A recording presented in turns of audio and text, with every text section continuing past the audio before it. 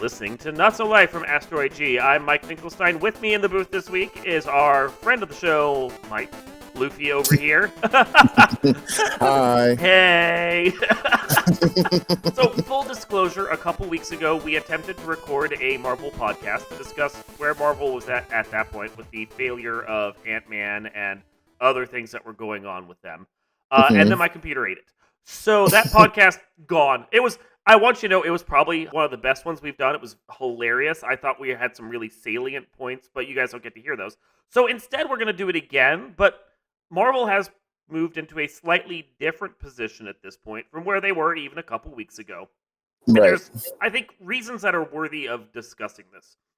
But before we get into all of that, let's first go over the big thing that they released recently, which was the Marvels trailer. Very interesting. Energetic. Yeah, it definitely had some good energy to it. I like bringing Monica Rambeau into it. I like that. I always liked her as a character in WandaVision. I thought that was a pretty nice touch. And seeing her brought into a mainline movie, I think we kind of expected that given the possibilities, but it's good to see. So. It is good to see a better connection between the TV shows and the movies, because with WandaVision and then Ms. Marvel introducing two of the characters that then appeared here with Rambeau, who is positioned in such a way, I think, from the comics that she could become another Captain Marvel if they wanted to go that way. And then, of course, Ms. Marvel, who's just a fun character in general. It makes for a nice team-up, even though in the trailer they say they're not a team. They're a team. We know they're a team. Yeah, they have to play that off. I'm sure that, it's going to come to the end of the movie, the buddy, hand-holding, kumbaya. You know what? We were a team the whole time, and the journey along the way is the friends we made, yada, yada. So it's a formula. They're going to stick to it. But I'm looking forward to this more so than any of the more recent ones, just on the action and anything. You give me a little Nick Fury. I like Samuel L. Jackson. So, well, I mean, I know he's got his Secret Wars show coming up, or Secret Invasion. Secret Wars is Secret Invasion coming up. They put the trailer out for that. It looked like a very bog standard Marvel TV show, and I mean, we've had 2 years of them now. We can say, what is a bog standard Marvel TV show at this point? You got Loki. And then everything else. WandaVision, Loki, and then all those other shows. Yeah. Although I think hearing Moon Knight is pretty good. I'll give it a shot. I'll watch it. And I heard What If is also pretty good, but didn't see that yet either. But Loki was quite good, and WandaVision also quite good. So, but everything else is it's fine. Well, a lot of the shows that worked really well are powered by starting production before the COVID struck, which is something we're going to get to, but also having really strong lead characters that came in from the movies. So they already had something built in for them. Some of the other ones, I liked Hawkeye personally. I thought that was a decent show, but it was a very low level, Marvel being we could do what the Netflix shows did, and it didn't have huge ambitions. But also, lack of ambition is absolutely 100% Jeremy Renner's bag. So, zero emotion. Kind of when he does emote, it's kind of awkward. I'm still not really sure if he was happy or sad that Natasha died, but we'll go with sad because that's what they were trying to do. So. No, Black Widow, don't throw yourself from the cliff. I have nothing left. Let me do it. Well, I had nothing ever, so I'm going to do it. I didn't realize we were playing the nothing game. Damn. Yeah, right? I mean, looking at the other one, I got it pulled up on the wiki right now. Looking She-Hulk. I mean, I've seen some funny clips, I think, here and there. I thought that was okay. I Am Groot looks like it was a cute little cartoon, maybe. I didn't watch that one. I really should, but I didn't watch that one. I mean, Werewolf by Night, never heard of it. That one was fun, just it's kind of a play on the old classic Universal style ones, but I think you had to, really want to watch that one to really get into it. Yeah, I mean, it looks like it's, again, we talked about a few weeks ago. It's fine, but it's not what Marvel, I don't want to say was, 5 to 7 years ago, because we just gotten, the oversaturation is real, and that was something we discussed a lot last time. Yeah, that no one got to hear. But, yeah, it's the thing of, when you watch this trailer for the Marvels, it has things that were definitely lacking from some of the movies we watched more recently, the TV shows we watched more recently. It's energetic, as I noted. It's very funny, but it has lots of big crowd scenes and people playing off each other. And acting is definitely a collaborative experience. Acting, directing, producing, anything in the movies, collaborative experience. COVID Hmm. forced the collaboration down to a very low level because you couldn't have more than 2 or 3 people in a room at a time. There's only Right. so much collaboration you do. You could feel that in Ant-Man Hmm. when, Hmm. like, they had to film in, like, the volume, what they filmed The Mandalorian on. And they Hmm. had to limit how many people could be on screen together while they were in the volume. And I love saying it that way. Um, and like it feels very static, very stage play, like very TV, which you don't Right. want for something that's gonna be shown on the big screen. Yeah. So Especially with the star power and just word power of the word Marvel Universe in mhm, it. yeah. So it's one of those things where it's like it almost feels like if they were going to be so stage play and television episodic with that, they should have just made Ant Man into a TV show, and it might have just worked better. Honestly, at least there wouldn't be the judgment level on it. It feels like that, they're in some aspects almost not like taking a cue from like, okay, you know what, we did one of these, it was successful, we did two of these, it was okay, maybe not do a third one and throw it down people's throat. Yeah. And that's what it feels like some of these have turned into. Like Thor 1, very very good. Thor 2, redheaded stepchild, no one likes it. Thor 3 went the comedy route, quite funny. Thor 4 didn't even bother watching it. Like, I had seen everything I wanted to see. Like, when am I going to see Jane back again? Okay, great, cool, whatever. I But I liked Thor 4 for what it was. Love and Thunder was fun. It was a good time. It wasn't up to the high level of Ragnarok, no, but there was a right. lot of great ideas and a lot of fun comedy in it that it worked for me. It's funny that they turned Thor into a comedy kind of franchise for Marvel, because the first one's quite serious and the second one even quite serious. And then they just kind of figured out, you know what, seeing Chris Hemsworth be Thor and crack jokes is actually kind of funny and people are going to love it. And then they were right. Hmm. But I heard in that movie that they didn't use oh my god, his name, Christian Bale, as much as they could have, which I Yeah. found disappointing, because I mean, I love him, he's a great actor. He's not my Batman. Batman will always be Michael Keaton to me, but I mean, he's a very close second. So I was excited to hear he was in a Marvel movie, and then I hear he's in the movie for like 10 minutes, and I was like, well, now I don't want to watch this. Yeah, there was a lot that they filmed with him that just due to rewrites and reshoots and editing got Hmm. pared down. Like the opening of the movie was originally like 15 minutes of just his character's backstory, which Hmm. I mean, as cool as that is to find out everything about him, 15 minutes at the start of a movie that's not expressly about him feels like a Right. very large narrative diversion that isn't going to add as much as possible. So I get the idea of rewriting and editing that down, but Hmm. it is also the thing of you have Christian Bale and you have a meaty story and then you only use like 5 minutes of it. Yeah, I Yeah. don't know. Just again, back into the thought of it's fine. Yeah. Looking back, Doctor Strange multiverse, it was okay.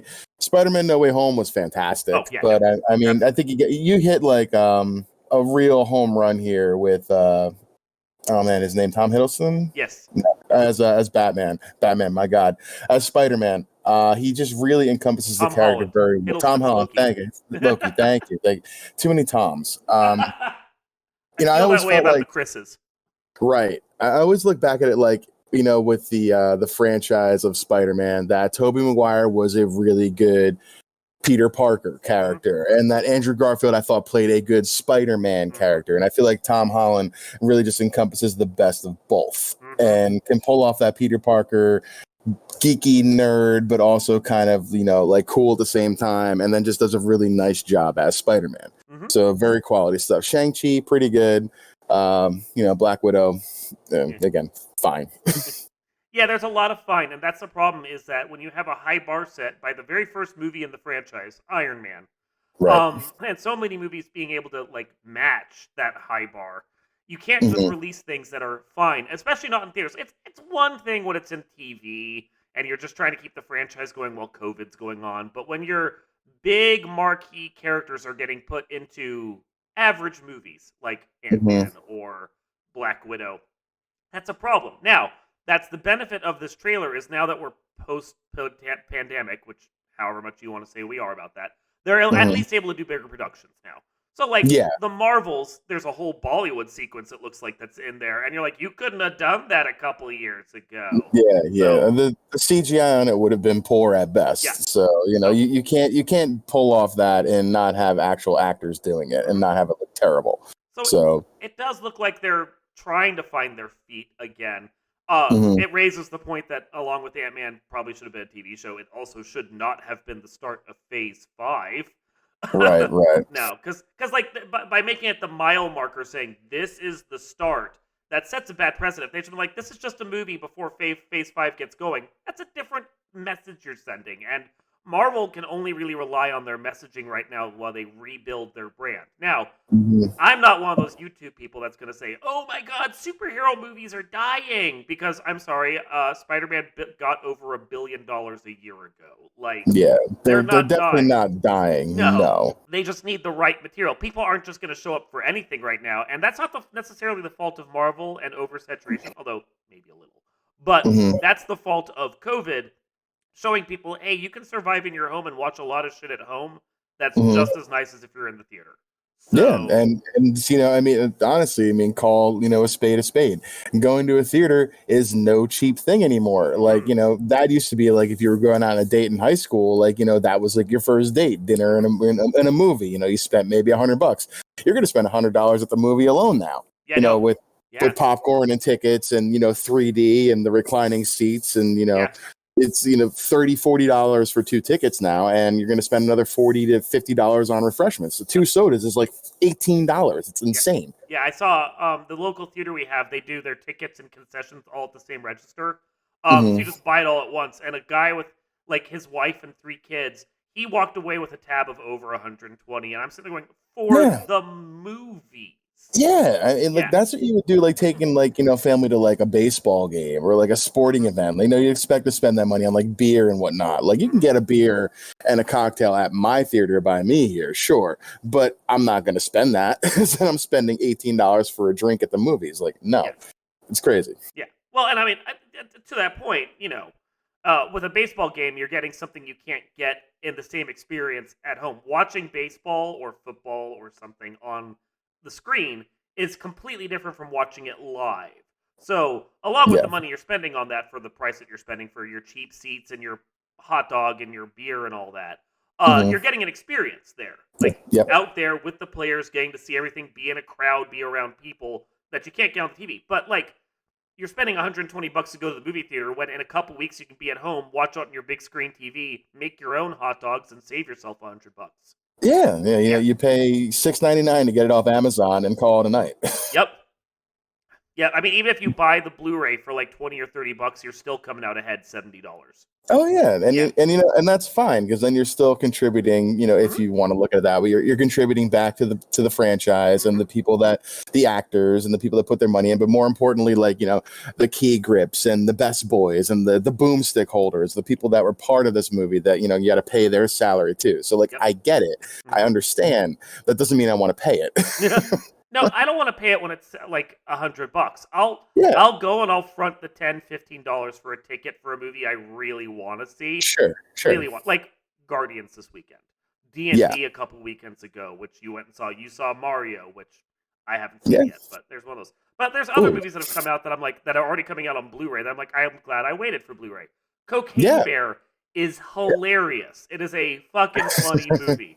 I did not need to see it in the theater. I did not see it in the theater. I bought it on Blu-ray. It was great. I'm happy. Yeah, yeah. I Totally fun. watched And that with one of our friend Caleb's did a movie night where he played that and we yep, watched it and it was a good time. Would I have yeah, paid $40 to go see that in the theater? No, yeah, but yeah. would I pay $10 to get it off Amazon to watch it? Yeah, that was Hell yeah. fun. That was hilarious movie. Yeah, So, yeah, but yeah, no, that's the thing. It's like Marvel is fighting that now.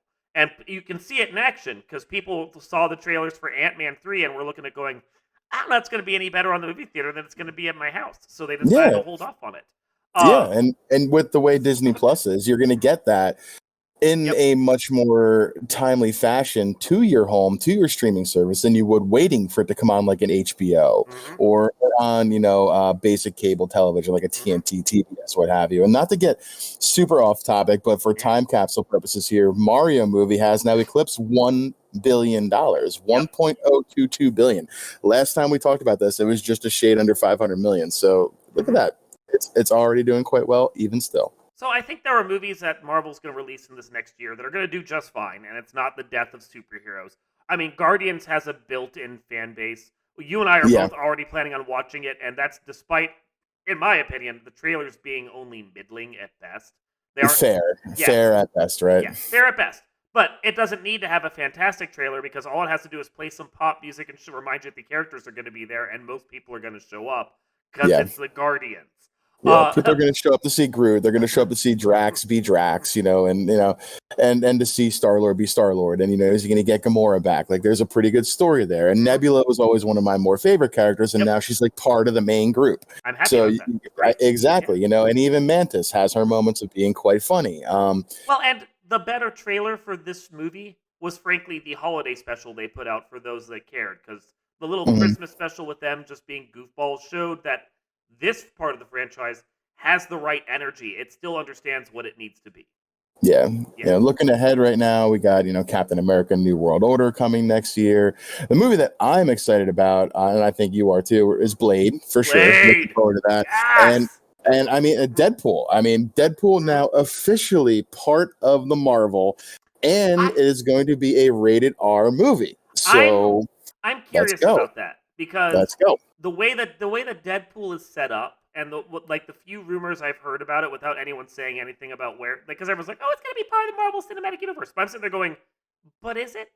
Like, and I think it's actually going to be better if like it has the Marvel logo on it, but it in no way, shape, or form actually is part of it because it feels more freeing for Deadpool to just be able to crack jokes about Marvel without having to tie itself into the Right. continuity. Yeah, a lot, Yeah. kind of like the way John Oliver always cracks jokes at HBO, Yes. even though he Yes. works for HBO. Business There's a daddy. certain, yeah, business daddy, exactly. There's a certain level of humor in being able to make fun of Uh-huh. yourself, and Uh-huh. and I think Ryan Reynolds does that quite well. Yeah, and by Um, having huge Ackman, uh, I yeah, always have to say it that way. Having Hugh Jackman come back and play a version of Wolverine, while both of them have acknowledged he's not playing the Wolverine from the movies because they don't want to ruin the ending of Logan. right. Um, yeah, by having him play a version, that also implies that it might not be the one that shows up in the actual main Marvel continuity. They can bring someone else in to play a younger, shorter version of the Wolverine at some point. Mhm. Yeah, And it doesn't violate anything because it's Deadpool and who cares? yeah, and they've already touched on the multiverse, obviously, Hmm. with Doctor Strange. There's Hmm. other universes out there. I mean, we saw it. He turned Reed, Wanda turn Reed Richards into a plate of spaghetti. Like there's different things out there that can be tied in. And like you said, he's not going to necessarily be the Wolverine because of Logan, another Hmm. fantastic movie. But when you see the trailer of it, I think it was on like the Super Bowl, and you see Ryan Reynolds talking like, "Yeah, we're going to do another Deadpool." Then you see this Hugh Jackman like they're just hanging out together, which is believable Hmm. that they would actually do that. They're And he's like, friends. "Hey, you want Yeah. to?" Yeah, yeah. And he's like, "Hey, you want to play Wolverine again?" He's like, yeah. He's walking away like, eating a slice of pizza. He's like, "Yeah, sure." Like, I believe like that's what they did. Yeah. So yeah, you don't. We're not violating Logan. You get to play a different version. You want to go play Wolverine one more time so we can finish this trilogy of me mocking you. Yeah, yeah, yeah. And then he gets to show a different side of Wolverine, a much more comedic side and violent side, because he's in a Mhm. Deadpool movie and they can just unleash a character. Yeah, and Yeah. I mean, Deadpool movies, like the hilarity is also, the only thing that trumps that in those movies is the violence, Uh huh. which, Yeah. I mean, even like the second one was just when the Juggernaut rips him in half, and Yep. he's got like the little baby The legs. It's baby just like legs. it's so funny and horrific all at the same time. Like I just can't get enough of it. The baby legs, and then Oh my that god. basic instinct moment. You're sitting there going, I did not need that. I didn't need it, but you know what? It doesn't mean I'm not gonna, I'm not gonna turn it down now That that was it's here in front of me. hilarious. It was hilarious. Oh, so yeah, no, Yeah, I'm the Marvels trailer specifically, not Secret Invasion because that one looked pretty bland, but the right. Marvels trailer specifically made me cautiously optimistic for Phase 5 in a way that Ant-Man did not. Yeah, and Yeah. you get three strong female leads Uh-huh. that of course there'll be discussion about that, but it's Yeah. fine.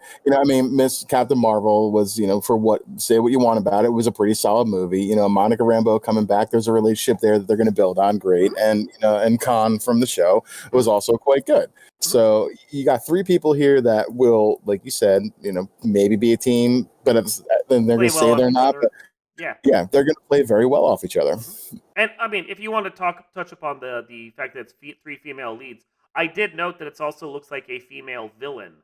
So totally Mhm. passing the Bechdel test anytime they're just in a scene together. Yeah, yeah, Yep. agreed. So, I mean, at least Marvel seems to have something going on. So I don't know if you've watched the Flash trailer. We'll just touch upon this briefly, and we can do a podcast on this at another time. But Mhm. the Flash trailer looks both interesting and like a whole bunch of DC standard CGI power slop. So DC, like they were like the kind of, I guess you want to like air quoted, gold standard for superhero movies back in like the late 80s, early 90s with, Batman. the Mhm. Batman and all that, Michael Keaton doing everything. And then superhero movies kind of like, just they weren't really a thing again until like the mid 2000s. And then everything that Marvel does is always 10 times better than what Mhm. DC does. And no matter how much DC tries, they just can't keep up. And I think always their biggest problem is they spoil half of their importance of a movie in the damn trailer every Mm. time anyway. Yeah. They'll give you more than you need to know. Well, And that's always been their problem. and despite the fact that they're trying to move away from the Zack Snyder aesthetic, they haven't figured out a way to actually move past the Zack Snyder aesthetic. It's Right. just grim, dark, gray, CGI laden, without any sense of real reality. Yeah, I don't know. I mean, I'm hopeful Mm, that this will be, mm. like Aquaman was fairly decent, and then Yep. that's got some baggage attached to it with Mm. the what happened between Johnny Depp and Amber Heard.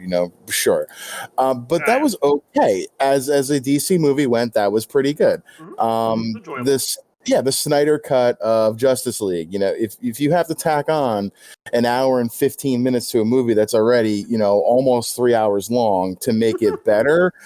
I question why this wasn't already like a two-parter like Marvel Yeah. did with Infinity War Yeah. in the first place. Yeah. Bad So planning. yeah, I just feel like you're trying to one up Marvel, and yet you're not even able to shine their shoes or tie their shoelace. You're trying to surpass them and do better and bigger things when you can't even do the simple I things right. I feel like DC would have been better off if Marvel was still fumbling around in the darkness while the Flash came out. But Yeah. you got Guardians coming, and then the Marvels already being teased, and people are Mhm. gonna look at that and then look back at DC and go, "Yeah, but weren't you the Justice League guys?" And Yeah. yeah, And so they're gonna hit some good in there, though. I think seeing Michael Keaton come back as Batman, like I mean, he'll always be my Batman, so I'm hyped for that. Interesting that you have Michael Keaton now existing in both DC and Marvel universes, being in the Spider-Man and now in this mhm. DC one. But you know what? Money talks, so it's fine. And it's not exactly like he has to have a loyalty to a studio because he's been a secondary character or a villain. So it's not like he's got movies about the Falcon coming out or the Vulture coming out. So The Whippoorwill. yeah, I mean, we'll see. I'm gonna check out the trailer when we're done here, and see what I see. But I mean, it's fine. And if you can get past Ezra Miller and all of his whatever you want to call it, then all right, sure, it could be a good movie. I'm hoping this is much more Aquaman than Batman v Superman. I'll put Even it if that the way. recent trailer doesn't meet that. We'll see. Yeah. Anyway, okay, I'm talked out on superheroes right now. So, Mhm. so this has been Not So Live from Asteroid G. I'm Mike Finkelstein with the other Mike in the booth, and we will see you all next time.